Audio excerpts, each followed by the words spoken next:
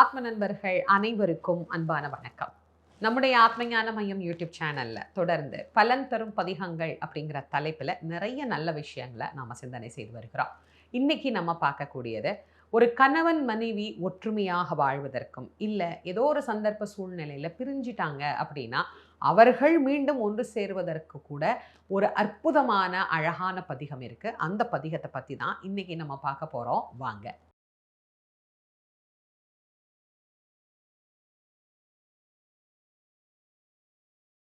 மனித வாழ்க்கையில 2 வகையான வாழ்க்கை உண்டு. ஒன்று இல்லற வாழ்க்கை, மற்றொன்று துறவற வாழ்க்கை.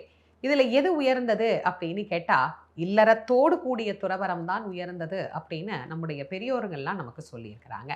ஒரு இல்லற வாழ்க்கை சிறப்பாக அமையணும் அப்படின்னா, கணவனும் மனைவியும் அதுல மனமகிழ்ச்சியோடு, ஒற்றுமையோடு, ஒருமித்த கருத்தோடு வாழணும் அப்படிங்கிறது தான் நிதர்சனமான உண்மை. ஆனா இன்னைக்கு சூழல்ல எத்தனையோ காரணங்களை கேட்கும்போது நமக்கு ரொம்ப ஆச்சரியமா இருக்கும். இதெல்லாம் ஒரு காரணமா அப்படின்னு. ஆனாலும் கூட ஒரு சின்ன சின்ன விஷயத்த கூட பெரிதாக்கி அதற்காக அவர்கள் பிரிவது அப்படிங்கிற ஒரு சூழல் சமீப காலமாக மிக மிக அதிகமாக போய் கொண்டிருக்கிறது.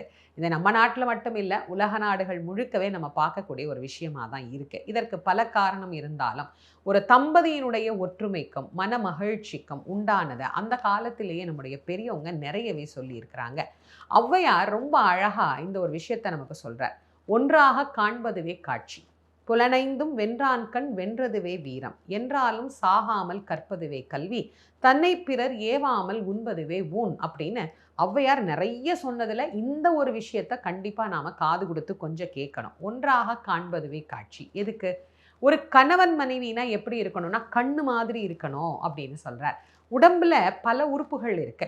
ஆனா கண்ணு இருக்கு பாத்தீங்களா, அது ஒன்றையே தான் பார்க்கும். ஒரு கண்ணு ஒரு வேலையும் இன்னொரு கண்ணு இன்னொரு வேலையும் செய்யுமா அப்படின்னா கண்டிப்பா செய்யவே செய்யாது.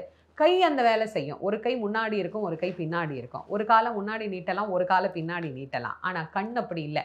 2 கண்ணும் ஒன்றே தான் பார்க்கும். அது எந்த பொருளை பார்க்கிறதோ அந்த பொருளின் மீது 2 கண்ணும் எப்படி ஒன்றாக இருக்குமோ அதுபோல கணவனும் மனைவியும் ஒன்றையே நினைக்கணும், ஒன்றையே சிந்திக்கணும், ஒன்றையே வைத்து செயல்படணும் அப்படிங்கிறது தான் இல்லற தர்மம்.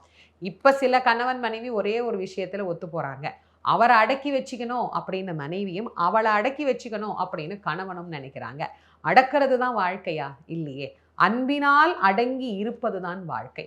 வாழ்க்கையில மிக மிக கடினமான விலங்கு எது தெரியுமா? அன்பு மட்டும்தான். அடிமையா இருக்கிறது கிடையாது.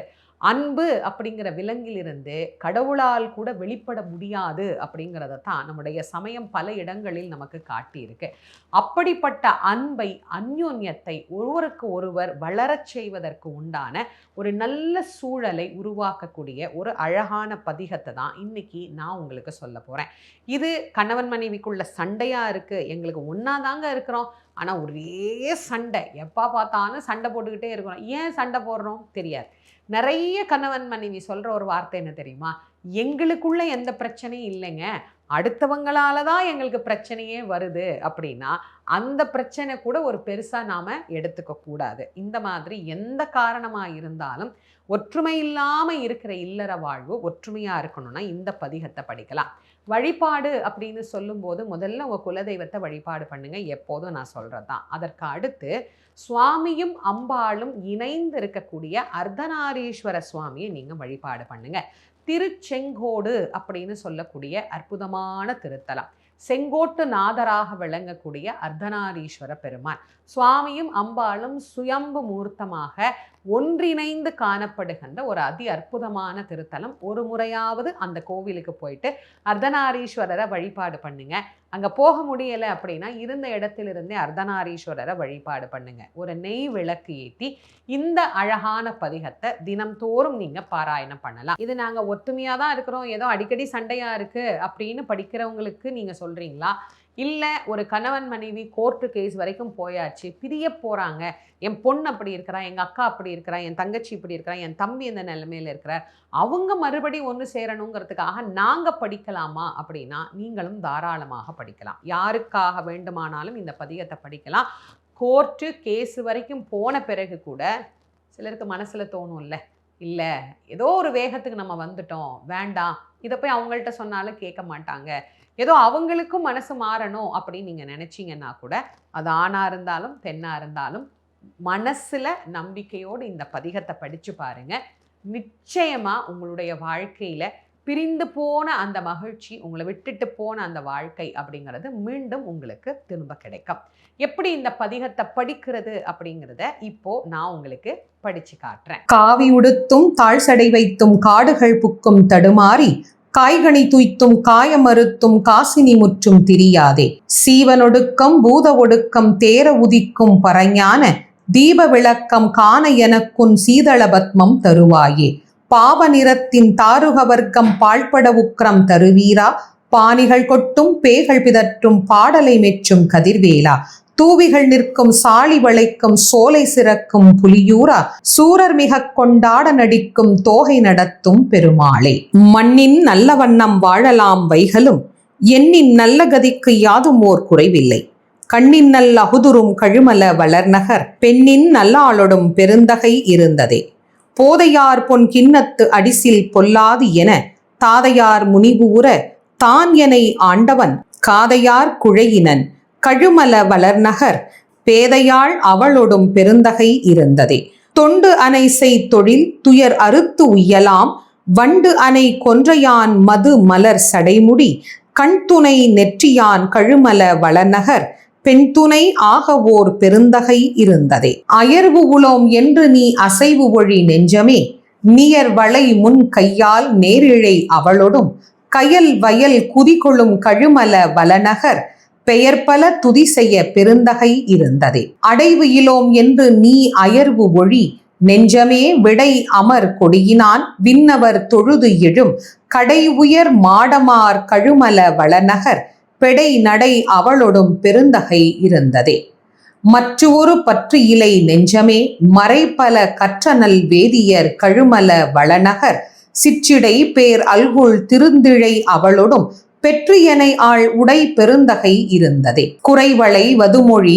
குறைவொழி நெஞ்சமே நிறைவளை முன்கையாள் நேரிழை அவளொடும் கரைவளர் பொழில் அணி கழுமல வளநகர் பிறைவளர் சடைமுடி பெருந்தகை இருந்ததே அரக்கனார் அருவரை எடுத்தவன் அலரிட நெருக்கினார் விரலினால் நீடியாள் பாடவே கருக்குவாள் அருள் செய்தான் கழுமல வளநகர் பெருக்கும் நீரவளொடும் பெருந்தகை இருந்ததே நெடியவன் பிரமனும் நினைப்பு அரிதாய் அவர் அடியொடு முடியறியா அழல் உருவினன் கடிகமள் பொழிலணி கழுமல வளநகர் பிடிநடை அவளொடும் பெருந்தகை இருந்ததே தார்வுரு தட்டுடை சமணர் சாக்கியர்கள் தம் ஆர்வுரு சொல் களைந்து அடியினை உடைந்து உய்மின் கார்வுரு பொழில்வளர் கழுமல வளர்நகர் பேர் அறத்தாளொடும் பெருந்தகை இருந்ததே கருந்தடன் தேன்மல்கு கழுமல வளர்நகர் பெருந்தடங்கொங்கையொடு இருந்தயம் பிராந்தனை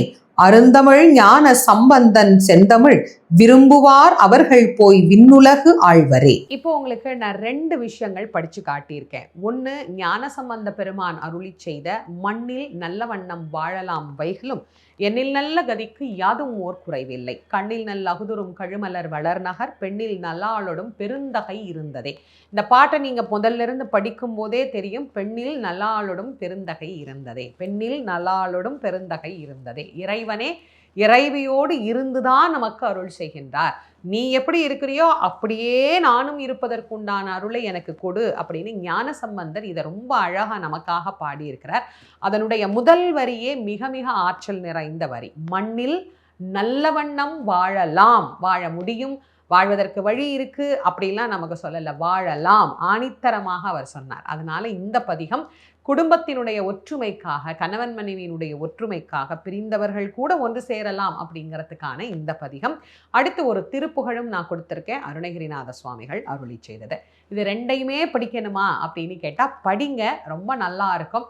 நேரம் இல்லைம்மா எனக்கு ஒன்று படிக்கிறேன் அப்படின்னா கூட ஏதோ ஒன்று படிங்க. ஆனால் என்னை பொறுத்த வரைக்கும் எப்போதும் நான் சொல்கிறது தான், ஒரு தேவை அப்படின்னு நீங்கள் வழிபாடு பண்ணுறீங்கன்னா அதற்காக மற்ற விஷயங்களுக்கு எப்படி நீங்கள் நிறைய நேரம் செலவிடுறீங்களோ வழிபாட்டுக்கும் அதில் ஓரளவுக்காவது நேரத்தை நாம் கொஞ்சம் செலவு பண்ணி இந்த பதிகங்களை பொறுமையாக படித்து தெய்வத்திடத்திலே முழுமையாக நம்முடைய பிரார்த்தனையை வைக்கிற போது கண்டிப்பாக நாம் படிக்கக்கூடிய அந்த பதிகங்கள் நமக்கு பலன் தரக்கூடிய பதிகங்களாகவே அமையும். இந்த பதிவை உங்களுடைய நண்பர்கள் உற்றார் உறவினர்களுக்கு பகிர்ந்து கொள்ளுங்க. குறிப்பாக எனக்கு தெரிஞ்சு ஒரு கணவன் மனைவி வாழ்க்கை ரொம்ப பிரச்சனையாக இருக்குது, ஏதாவது ஒரு வழி கிடைச்சா அவங்க நல்லா இருக்கும் அப்படின்னு உங்களுக்கு யாராவது தெரிஞ்சவங்க இருந்தால் அவங்களுக்கும் கண்டிப்பாக இந்த பதிவை ஷேர் பண்ணுங்க.